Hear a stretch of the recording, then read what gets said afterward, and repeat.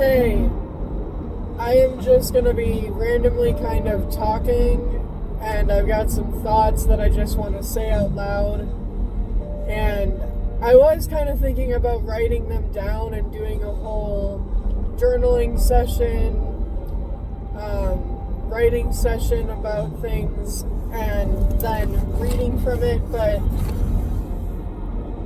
I feel like it's just easier for me sometimes to just let my thoughts flow from my mouth rather than trying to write them down.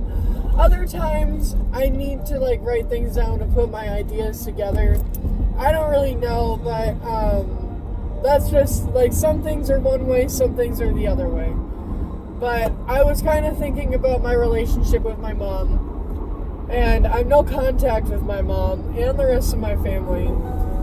And I will take accountability for the things that I did between the age of 19 years old and 22 years old. Because I would say more 21 years old. I think I was no contact with them by the time I was 22. So I didn't really do anything to add to it by the time I was 22 years old, other than a couple of times I randomly texted some things when I was feeling very strongly. But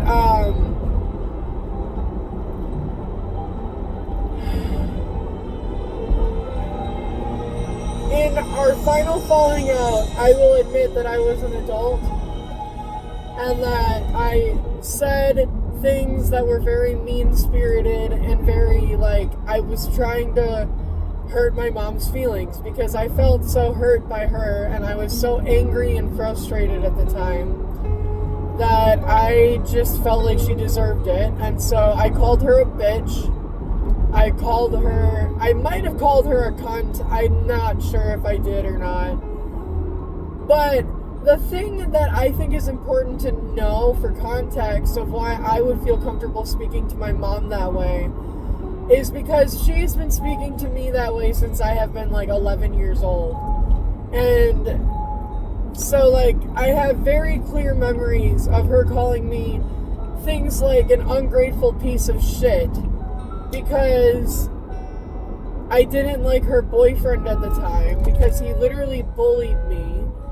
And she picked her boyfriend over me. And she made it very clear that her priority was her boyfriend and not me. And her boyfriend would throw fits and stuff. And there is one time where his kid had an accident overnight on a chair. He had fallen asleep on a chair and he was 7 or 8 years old. And he still had trouble when he was sleeping. So he wet the chair. A couple days later, we had a family dog, but she was quote unquote my responsibility. My mom got her and then kind of pawned her off onto me and she was my problem and I wasn't supposed to make anybody else do anything if I was there. And I will also say here, I will admit that I think my mom is just mentally unwell and I think she just is a little nuts because I don't think she meant to treat that dog poorly or I don't think she really was doing it to be malicious. But my mom just does not have empathy for other people or other beings. And she thinks that she does, but she would lock that dog up in the basement. Every single night that we had her, my mom made us take her down to the basement, lock her in her kennel, and then we would go upstairs, turn out the lights, and shut the door. And we were just supposed to ignore her whimpering or crying, which I understand is normal, shutting an animal in a room, but literally putting her in the cold, dark basement, even in the wintertime.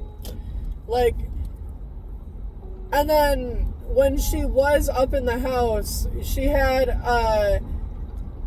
one of those screws with a hook, but the hook was solid, there was no opening.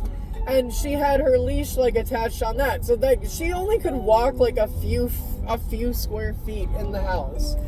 And like my mom thinks that she's so kind and empathetic, but like that dog was with us for maybe 2 or 3 years, and the only reason my mom got rid of it was because of that incident, which I was getting to. A couple days after my mom's boyfriend's kid peed on the chair, I was trying to house train Paisley, which was the dog's name.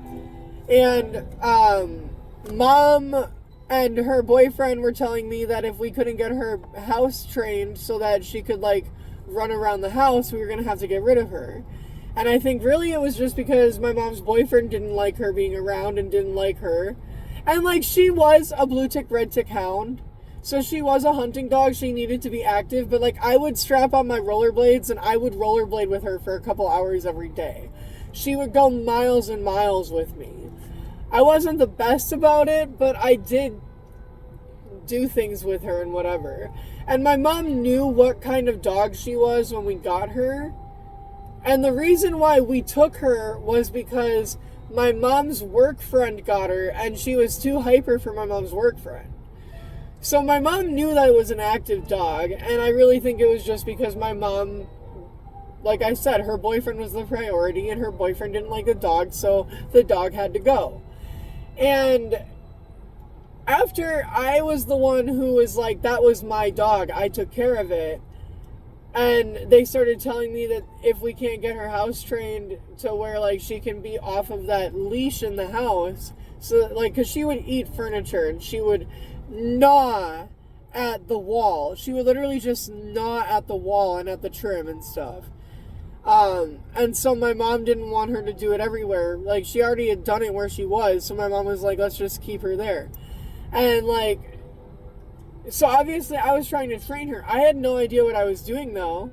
And my mom knew I had my mom had, like, she knew I had never trained an animal or a dog or anything. So like, I don't know how my mom was expecting me to just go ahead and train her, but like that was what I was told had to happen. And so anyway, the dog jumped up on the couch. Paisley jumped up on the couch, and I was like holding her. I was trying to get her to like sit with me on the couch, and she wouldn't. And then she peed all over the couch, and my mom's boyfriend saw this, and he started kind of taunting me about like, see, Michael, what did I tell you? She is not a house dog for like whatever. Like, but he wasn't saying it constructively. He was saying like, see, Michael, what did I tell you? You were wrong. And I got really upset, and I was like, because he said he was basically like, this shows like she has to go. This is like the final straw. Like, she has to go. And he was framing it like it was my failure that she peed on the couch, when I was trying to do what I thought I should do to keep the dog. And so in my anger and frustration, I was like, okay, well, why is it okay for your kid to pee on the furniture, but not the dog? And I was like 11 or 12 years old at this. I think I was like 12 years old at this point. And this man threw a fit and left. And as he was leaving, he like blamed me and was like, he couldn't believe I said that, and I crossed the line, and he can deal with some stuff, but that was just too far. And then after he left, my mom had my grandma come over, and then they started berating me for like how dirty my room was, and how could I really say something to someone like that when I'm living like a fucking hillbilly, when I was literally living exactly the way that my mom was, like, you know, like parent, like child. And even though the rest of the house was a disaster, and even though like I did things like I cleaned the bathrooms, and then my mom's boyfriend and his kid would piss all over the toilet seats, and I would be like, come out, and I'd say, can you guys not do that? I just cleaned the bathroom.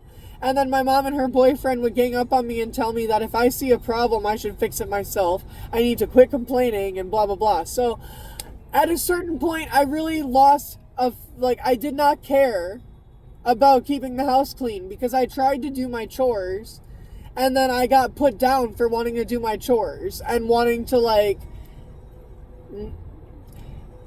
you know, like, what's the point in doing chores and doing things to keep things clean if everyone is just not going to give a fuck? And I couldn't say that when I was that age, but, like, that was what was going on in my head. Like, in other more, innocent, like, phrasing, like, I wasn't thinking like that, but, like, looking back, like, that's what it was. And, like, my mom would look back at that, and she just, like, she wouldn't be able to defend it, so she would just get mad at me if I brought it up. But she would not have a conversation about it. She wouldn't explain where she was coming from. She just, like, I'm wrong for having feelings about it and bringing it up. And I want to say, like, the thought I was having earlier, I understand that my mom didn't get to have time to be herself. I'm 23 years old, and at this point, I would have been 5 years old. Like, when my mom was my age, I was 5 years old. My mom had a 5-year-old. I've been figuring out a lot of stuff, but I will also say, my mom was doing things that I didn't get to do until I was, like, 19. Well, I was more like 18 years old. Like, once I was 18 and, like, right after I finished, because I only did a semester senior year of high school, and it was the only semester in high school I actually attended all in person. I started, smoking a little bit of pot, and I dabbled in, like, trying to drink a little bit. And, like, I didn't do any of that stuff, and I didn't really start having friends or anything until I was, like, 17, 18 years old. And I didn't really start, like, really going hard with, like, your bad phase, like, your going all out phase. I didn't really have that till I was about 20, 21. So my mom got to have that when she was like 13, 14, 15, 16, all the way up until she had me pretty much. And like, my grandma was like the type of mom that a mom should be. Like, when my mom would run away, my grandma would like follow her and whatever. My grandma had to know where my mom was. My grandma gave a shit. And so my mom phrased it as like, I'm such a better mom than your grandma was. I'm so much better. I'm so much cooler. But like, my mom wasn't, because she allowed us to be really irresponsible, but then she would get really mad at us for being irresponsible. But then she would get really mad at us for trying to be responsible and acting like we're quote-unquote better than her, and she's an adult, like, whatever. Like, it was always, the goalposts were always changing. And I understand that, like, she was a new parent, and that, like, she was very young, and she didn't have time to figure herself out, and so that was frustrating, like, not being able to even know herself and then having to, like, try and raise kids. I get it, but her choices are what led her to that.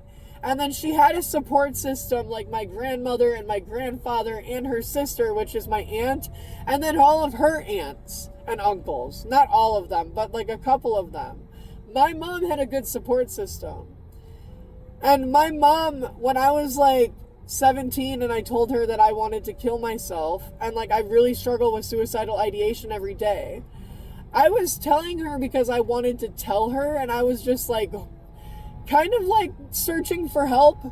And my mom acted as though I was like challenging her, and she straight up was like, you know what, Michael, I have that every day too. Every day I have that. And it was like she was trying to see who had like more of it. And I was like, I didn't know how to respond, because she was literally like sort of challenging me.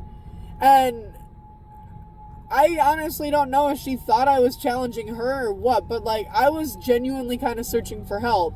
And I was telling her, I feel like this so often. I think about what's the point in living? Like, why would I want to live so much longer? And she was like, I feel that way too, Michael. And she just kind of looked at me, and it was like, okay, I was like kind of looking for you to be the parent here. And like, that's the thing. She wouldn't be the parent that I needed. And so like, everyone in my family wants to blame me, and they always were like, you need to give her more credit. Like, when things were finally falling apart and I started breaking away, It was, you need to give your mom more credit and blah, blah, blah. And it's like, no, because you guys never saw, like, the extent of the way that she treated me. And,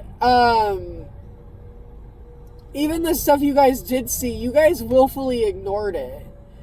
She would lock dogs in our rooms and let them go to the bathroom all day, and we had to come home to that. And everybody in our family knew. And it got to the point where the people in our family wouldn't even, like, stay at our house anymore.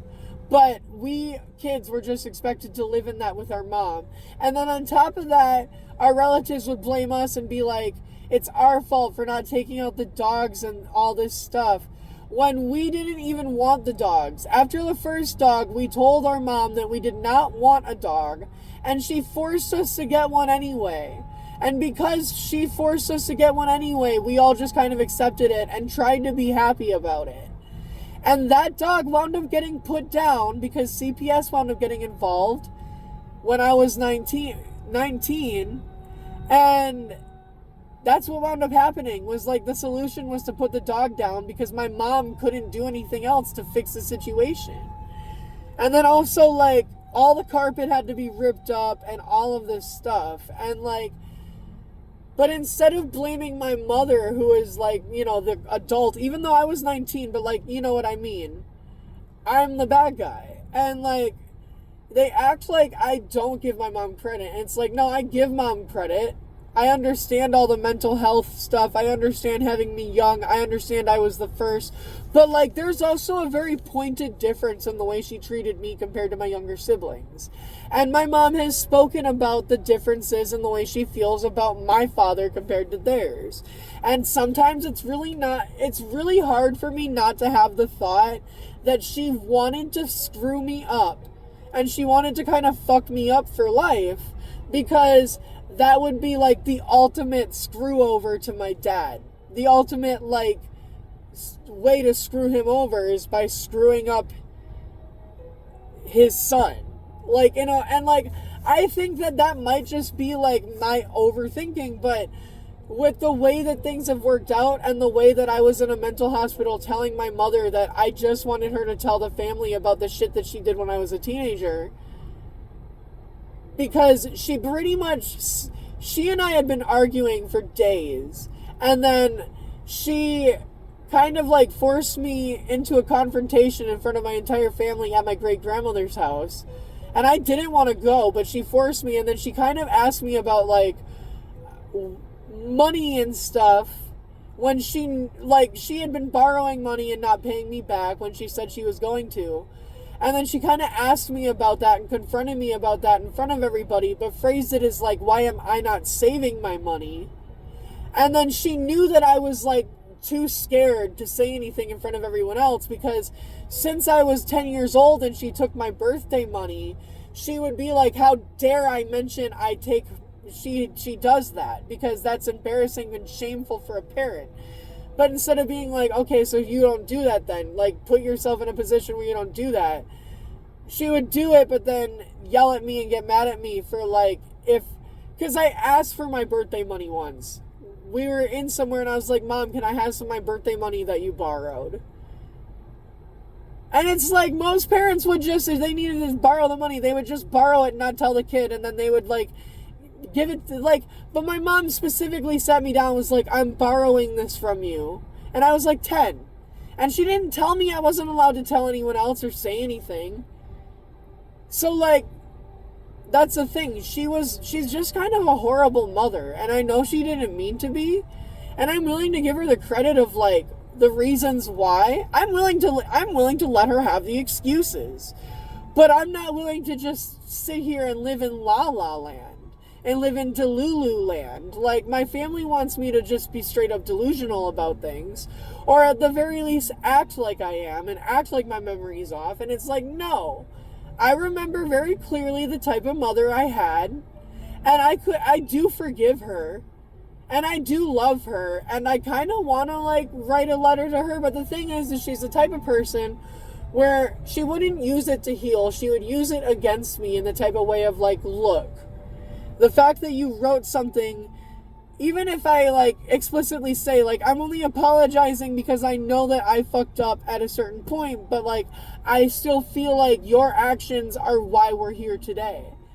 She would still use that as, like,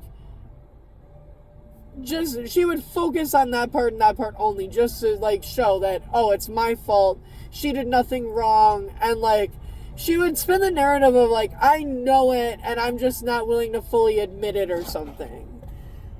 And anyway, I just kind of wanted to talk about that. I gotta go, but I'm gonna continue to talk about this kind of stuff, and if you are interested, stick around.